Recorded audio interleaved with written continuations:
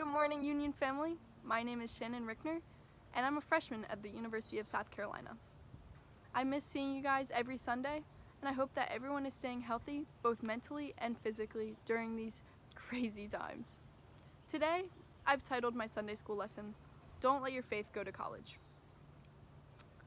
As a kid, it can be really hard to understand the death of a pet.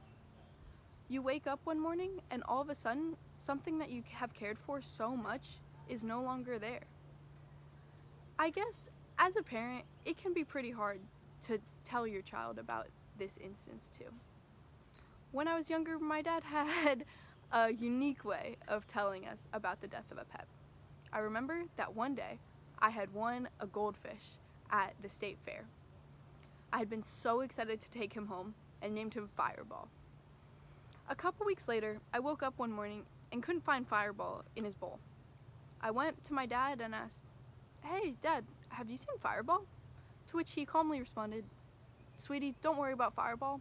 He's completely all right, but he did go off to college for a little bit and probably won't be back." Fortunately, by the time I went to college, I realized that this was kind of a euphemism that he used a lot when talking about death, and it had kind of become a running joke in my family. My first year as a freshman at a big state school was a huge transition. Everyone is figuring out how to live somewhat independently and trying to figure out what aspects of their family life at home they want to bring with them in this next chapter of life. I think a lot of times, as teenagers, it is easy to feel pressured or forced to go to church weekly by your parents. And so, when kids go off to college, a lot of times they finally have that freedom to tell themselves, "I don't have to go to church," or "I don't have to talk about my faith openly with people." And ironically, I can't help but think of my old goldfish Fireball when I heard the phrase one day, "Faith just kind of dies when kids go off to college. It's really just not a good place for faith." This reminded me a lot of Matthew chapter 5, verses 14 through 16, which says, "You are the light of the world. A town built on a hill cannot be hidden. Neither do people light a lamp and put it under a bowl. Instead, they put it on its stand, and it gives light to the entire house. In the same way, let your light shine before others, that they may see your good deeds and glorify your Father in heaven." I had a close friend in high school who was unapologetically herself. She was unapologetic for her crazy outfits, unapologetic for her hairstyles, and unapologetic for the way that she wore her heart on her sleeve and talked so openly and genuinely about her emotions and her faith.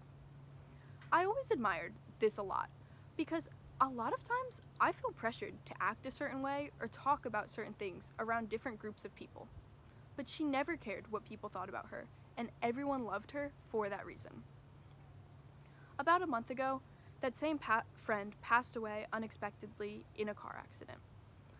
While I still struggle with the fact that her contagious confidence and her awesome positive energy is no longer here with me, I realize that she has left behind a super important message. One should never feel ashamed or embarrassed about their faith. And in fact, God calls us to act the exact opposite way. It is so easy to show your faith when you're amongst your church family. It is easy to let your light shine when the room is already aglow. But when we are outside of church, when we're at work, when we're at college, when we're with our friends, do we let our light shine or do we put it under a bowl?